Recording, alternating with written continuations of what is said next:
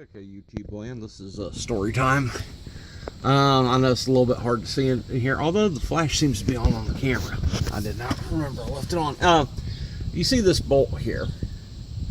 You see how all this steering rack's all wet? But that line there, it has been replaced.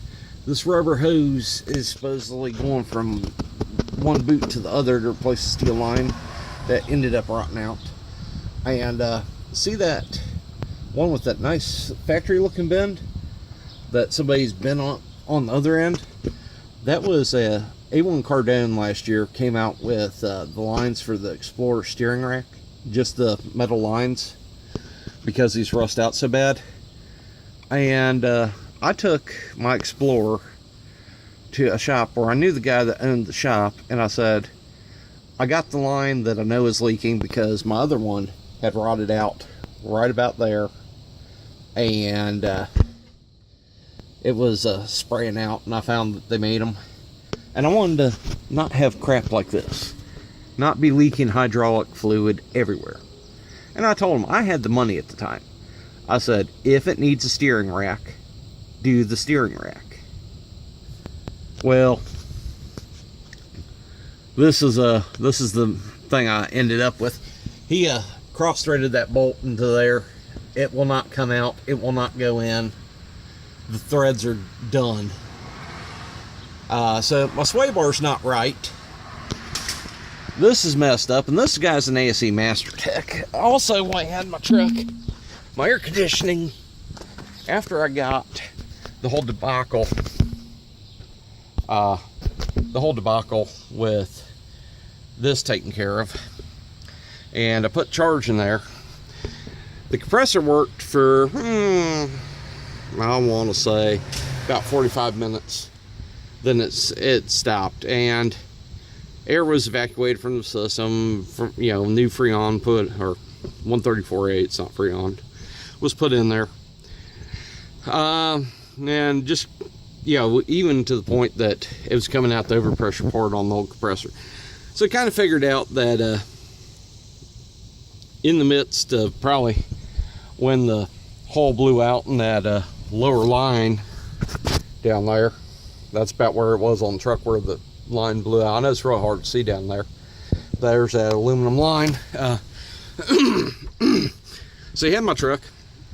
I already had new power steering hoses. So I said, put those power steering hoses on there and let me know if it needs anything else. And I went and I bought a brand new AC compressor at my prices with a warranty. And I'm not even going to tell you how ridiculously low I got it for, because the guy misquoted me, but the parts store owner made him give it to me for the price he quoted me anyways. So this guy puts it on there, and he jammed the orifice tube in the wrong way into my line. So if you look down there carefully, I don't know if you can see that nut there? My new evaporator core had to be cut, and that's an AutoZone repair sleeve, which turns out I could have used in the first place and not had to change the whole core. That's in there because this guy jammed the orifice tube in there wrong way, and then the plastic broke and it went to hell in a handbasket. So there's a new one there. So I had to drive to West Virginia with leaking power steering fluid, no air conditioning, to go to a funeral. Because we were burying my mom, and I took my truck 14 days before I was going to leave, and I got it back the night before, and the brake line had blown out of my car. I should have put brakes on my car, or brake lines on my car, and changed a few other things and just drove my car because they had air conditioning. But instead I had to drive this to West Virginia. No air conditioning. It was like 90, 95 degrees, and coming home, I came home the longer way along the river to Chillicothe, and then caught 35 around Chillicothe because it was about 7 to 8 degrees cooler that way. It was like 70% humidity that weekend. It was really bad. And it's not like I didn't just put a bunch of money into the thing. I paid this guy $200 to change these lines, this power steering lines here from the pump. And there's a another flexible line that got changed. There's 2 flexible lines that got changed, and he did not put the forward clips back on, did not put them back in the right location. That's got a wire tie holding it in the wrong location. And to do the one line I had on the rack, and then he made his own other line instead of waiting one day for me to order the other one. I could have ordered it because they were both out. Then I paid him another $300 to change the AC compressor, pull vacuum on the system, pressure test the system, and charge it. Well, he just pulled vacuum and charged it, and then tells me, oh, well, it's your fault. No, it's not my fault.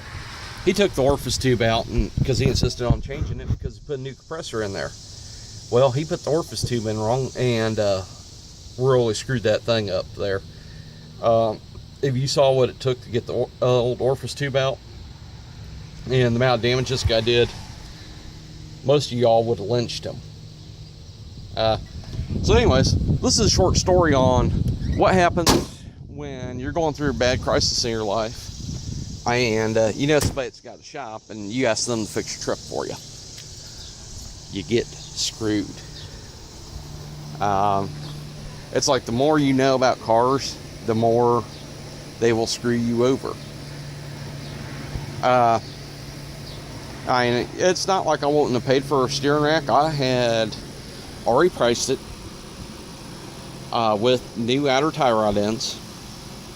Yeah, wouldn't have had to reuse anything from the old rack. It was ready to be ordered. If I ordered it before noon, I'd have it by 5 same day. If I ordered it after noon, like noon 30, noon 45, it would be next day 9 a.m. And you know, next day if I would have waited again, yeah, same things. Half day out, and they had 2 or 3 A1 Cardone rebuilts in stock. But instead, you know, this character doesn't want to do the work right, you know, and gives me back my leaking truck, and then never makes things right. If I ever cross paths with him again, it's not going to be good for him, because there's consequences to ripping somebody off, and there's consequences to not doing work right. The law here in Ohio does not cover you as an automotive consumer against shady repair shops. And ASE patches do not mean a thing to me. I have seen so many ASE certified master technicians that have no business owning tools to fix cars. They're really good at studying a book and going to take it and test. These are the same guys that graduate high school and college, but yet have no idea how to do a job, and so they just, you know, clown around at it. They have no business doing certain occupations. They have no business fixing automobiles. They jury rig things. They make things a horrible nightmare. And I think a lot of the best mechanics have never gone through this certification crud, because we don't need it. We know what our skills are. We don't have to take a test and have somebody tell us. Now, there are some good ASE master techs. I know a guy that, or I haven't talked to him in about 5 years, but he worked at one of the local Chevy dealers, or I'm sorry, GMC dealers, doing Buick GMC, and then when they had Hummer, that dealer had a Hummer franchise, and he was their Hummer service tech. He could rebuild the transmissions. He could do anything to a GM 6.2, 6.5 diesel, and when the Duramaxes came out, he was working on Duramaxes too occasionally. When I had my 6.2 Suburban, he cranked the injection pump up for me. He had all the tools to do it and the knowledge, and had it done in like 20 minutes. All right, I'll get off here for now. Later.